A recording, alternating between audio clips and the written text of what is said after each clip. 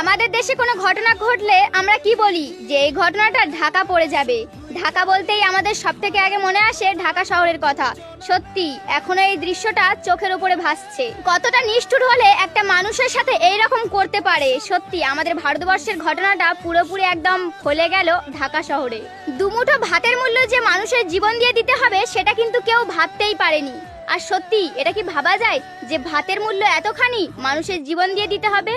তার বাবা মারা যায় 2015 সালে, তার মা মারা যায় 2019 সালে, আর ভাইটা মারা গেল 2023 সালে। আর তার জীবনটা ভাত খাওয়ার পরেই শেষ হয়ে গেল। আমরা এই ঘটনাটা দেখে ভাবছি যে কি হয়েছিল। আসলে ছেলেটা অনেক শিক্ষিত, তার বাড়ির সবাই মারা যাওয়ার পরে তার মাথাটা খারাপ হয়ে যায় আর সে বাংলাদেশ থেকে ঢাকা শহরে চলে যায় হাঁটতে হাঁটতে। সেখানে সে ঢাকা বিশ্ববিদ্যালয়ে ঢুকে পড়ে একটু খাওয়ার জন্য। সে গিয়ে বলেছিল যে আমাকে একটু খেতে দাও, আমার খুব খিদে পেয়েছে। হ্যাঁ, তাকে খেতে দেওয়া হয়েছিল, কিন্তু খাওয়ার পরে তাকে মারও খাওয়ানো হয়েছিল।